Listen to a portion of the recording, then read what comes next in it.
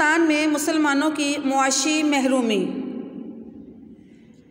1857 की जंग आज़ादी ख़त्म हुई तो मुसलमानों पर जुल्म सितम के पहाड़ टूट पड़े।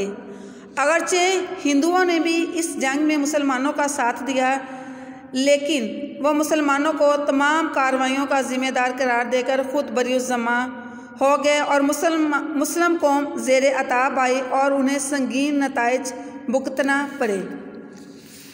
इसका पहला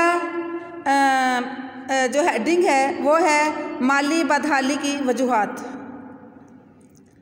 अंग्रेज़ों ने ईस्ट इंडिया कंपनी 1600 में कायम की। कंपनी हिंदुस्तान में ऐसी मुआशी पॉलिसियाँ बनाती थी जिनका ज़्यादा से ज़्यादा माली फ़ायदा ख़ुद अंग्रेज़ों को होता था।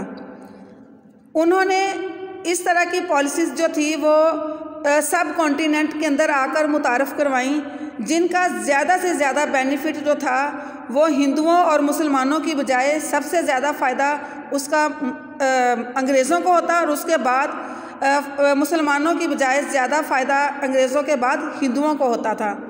अंग्रेज़ों ने अपनी सनत व तजारत के तहफ़्फ़ुज़ के लिए हिंदुस्तान के अवाम पर भारी टैक्स लगाए, जिससे मुसलमान भी मुतासर हुए, क्योंकि उस वक़्त 1857 की जंग आज़ादी के बाद मुसलमानों की जो मुआशी हालत थी वो इतनी बेहतर नहीं थी कि वो उस वक़्त की जो गवर्नमेंट थी उनको ज़्यादा से ज़्यादा या भारी टैक्सेस जो थे वो अदा करती। नेक्स्ट पॉइंट इस आला ओहदों से महरूमी।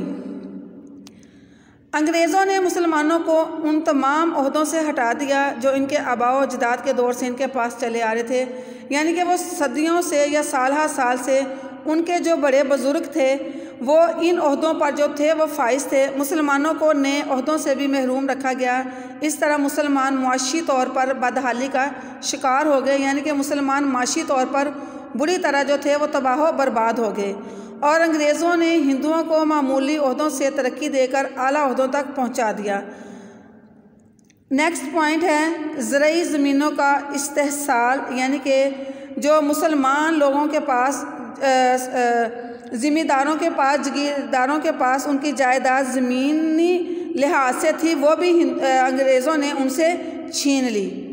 अंग्रेज़ों ने मुसलमानों की ज़मीनें छीन कर दूसरी अक़वाम को दे दी और मुसलमानों को सरकारी मुलाज़मतों से निकाल दिया और इन पर आइंदा के लिए सरकारी मुलाज़मत का हसूल मुश्किल बना दिया।